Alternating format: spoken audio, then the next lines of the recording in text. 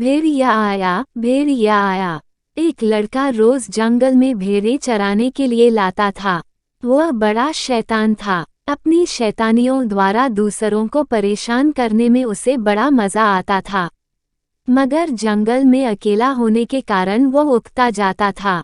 यहाँ किसे और कैसे परेशान करे, वो यही सोचता रहता था।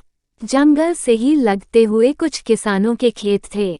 वे सुबह सुबह आकर अपने खेतों में काम करने में जुट जाते थे।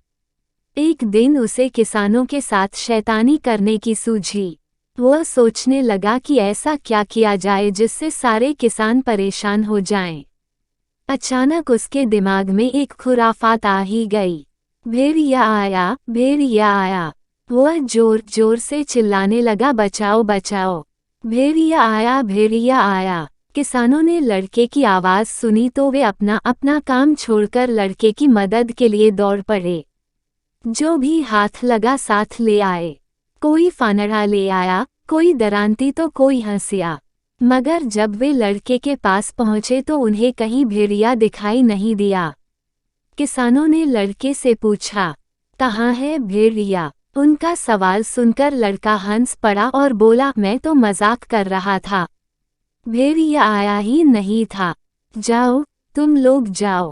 किसान लड़के को डांट फटकार कर लौट गए। उनके जाने के बाद वह अपने आप से बोला, वाह, कैसा बेवकूफ़ बनाया, मजा आ गया। कुछ दिनों बाद लड़के ने फिर ऐसा ही किया। आस पास के किसान फिर मदद के लिए दौड़ आए। लड़का फिर हंसकर बोला, मैं तो मजाक कर रहा था। आप लोगों के पास कोई और काम नहीं है जो मामूली सी चीख पुकार सुनकर दौड़े चले आते हो। किसानों को बड़ा गुस्सा आया और एक बार फिर उन्होंने उसे डांट फटकार लगाई। मगर ढीठ लड़का हंसता रहा। अब किसानों ने दृढ़ निश्चय कर लिया कि इस लड़के की मदद को कभी नहीं आएंगे। कुछ समय बाद एक दिन सचमुच ही भेड़िया आ पहुंचा। लड़का दौड़कर एक पेड़ पर चढ़ गया और मदद के लिए चिल्लाने लगा। पर इस बार उसकी मदद के लिए कोई नहीं आया। सभी ने यही सोचा कि वह बदमाश लड़का पहले की तरह ही मजाक कर रहा है।